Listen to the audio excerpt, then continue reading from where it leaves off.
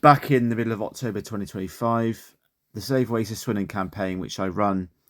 So our team were thinking of how best to mark 50 years that the Oasis Leisure Centre opened its doors for the first time. So it originally opened on the 1st of January 1976. And obviously the 1st of January 26 was going to be the exact 50th anniversary it opened. And we felt that it was going to be sad that obviously nothing was going to be done to mark that occasion, obviously, because it's still currently closed at the moment. But we wanted to mark it.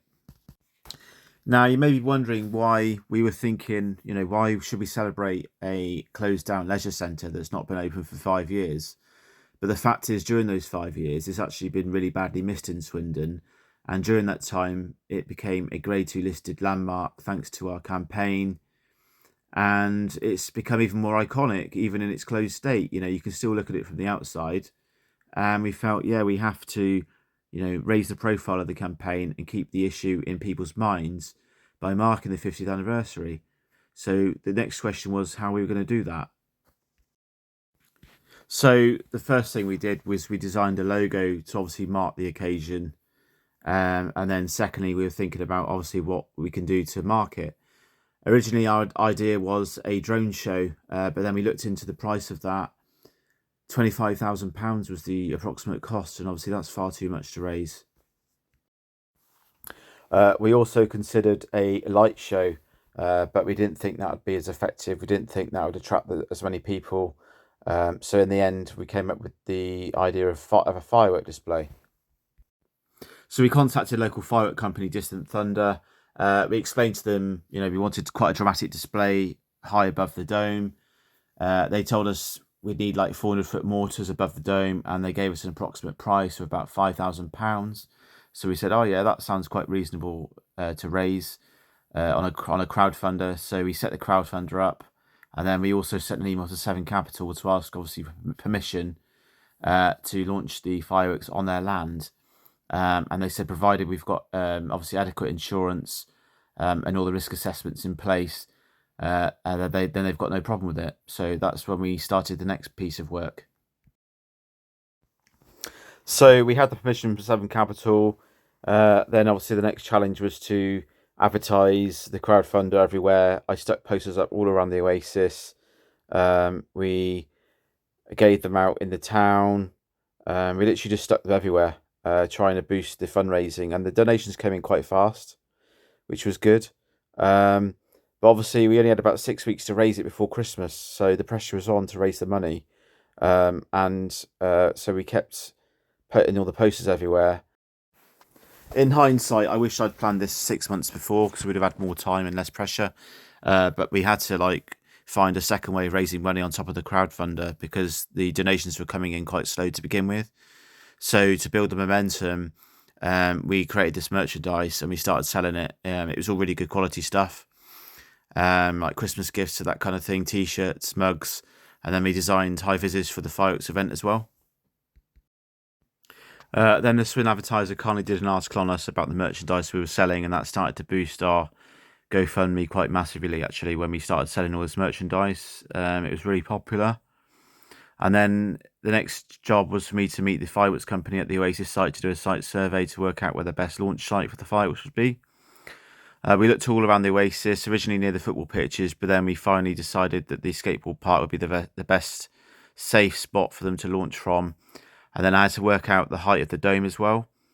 I wasn't quite sure. So I got a drone company to fly up to the height of the dome to work out the height in order to sort of plan the display around the height of the dome. Then we had to work out sponsorship packages for sponsors, and luckily we got some company sponsors to help us, which was amazing, and that boosted our total even more. And then we also had to create a database of all the companies we'd contacted. So this was the biggest challenge of the whole thing. So we had to do a site survey, obviously, and then work out a plan for the fireworks and the cordons. This was the plan that the fireworks company came up with. Basically, we had to cordon the Oasis site off completely from 3 hours before the display to stop people entering all around the back of the Oasis, so that the fireworks could be safely set up, basically, in their stations. So this is what £5,000 worth of fireworks looks like. and obviously we had to cordon off the entire back of the Oasis for 3 hours before the event to stop people going near it. And we pretty much taped off most of the Oasis site. And what was really cool about planning this display is that the firework company, Distant Thunder, sent me a computer simulation of what the finale would look like, the last sort of minute or so of the display, which was really fantastic to see. I was really impressed, to be honest, because that's what we wanted. We wanted a high impact display. Save Oasis provided 8 marshals, all dotted around the site, and then Distant Thunder also held the cordon, and that was the fallout map they produced. It was well away from the college site and the flats. It was all safe. We did give the people playing football at the Oasis a polite warning that they had to leave soon, obviously for the fireworks cordon. So we were sort of committed at this point because we told the media that we were obviously planning on doing the display, and we didn't want to let people Swindon down, but we still only had about £2,000 raised at that point. And then Seven Capital wanted the insurance raised for the firework display from £5 million to £10 million. Obviously, it's a grade 2 listed building.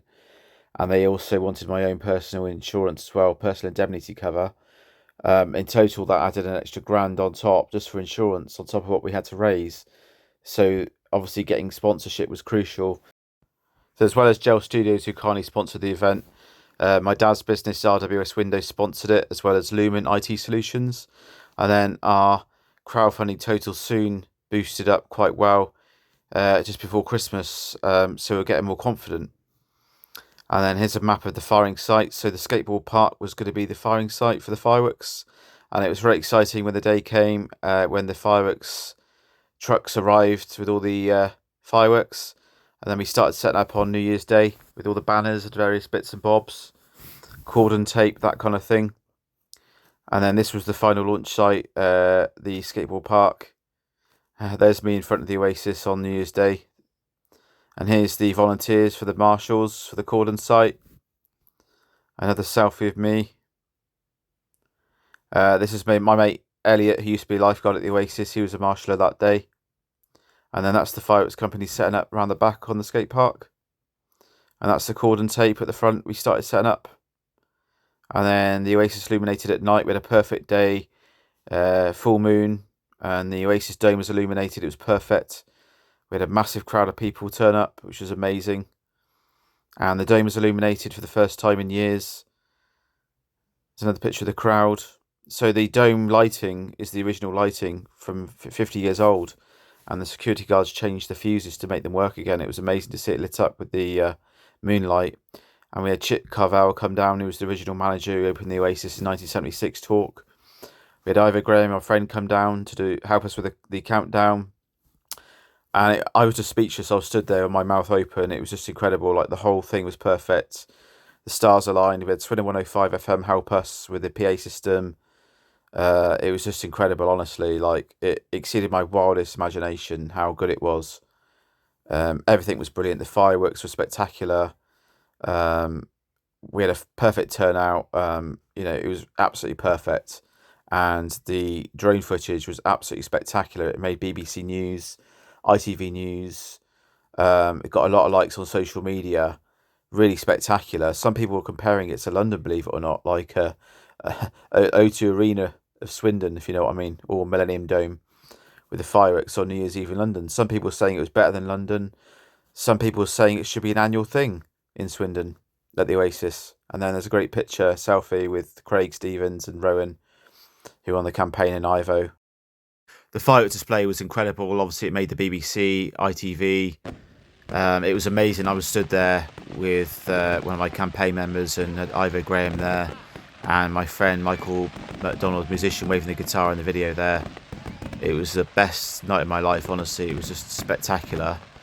And it was so cool, like, organising the drones to be in position, and I had to sort of estimate, the end of Michael singing, and then I had to give the fireworks company a minute countdown warning, and then I got them on loudspeaker so they could hear the countdown with Ivo, and then it was perfect. Like, the fireworks were amazing.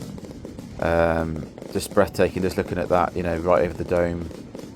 It was perfect.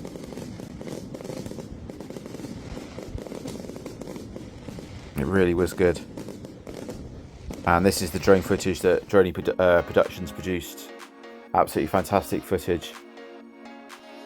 So yeah, I'm really proud of the whole thing. It really was iconic. It was incredible, and I hope that it helps the Oasis to be fully reopened ASAP, because people of Swindon are getting impatient. They really miss this place, myself included, and we desperately want it back reopened. And we want the whole centre back. We don't just want the pool, we want the hall rebuilt as well, you know. And I think, looking at how iconic these images are, you know, this side of the Oasis needs to be left alone. Between me, the fireworks company and the drone company, we all agreed that flying the drone above the college would provide the best line between the dome and the skateboard park where the fireworks being launched from, but also to give an iconic view of the Swindon skyline lit up behind. Can you imagine housing right next to that iconic dome? Because I can't. The housing should be built across the road on the Clare's site only.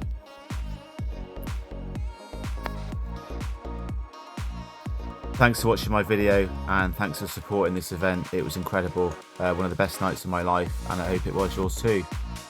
I am really grateful to the people who helped crowdfund this event and all the sponsors, and we really have made the Oasis Leisure Centre more iconic than ever.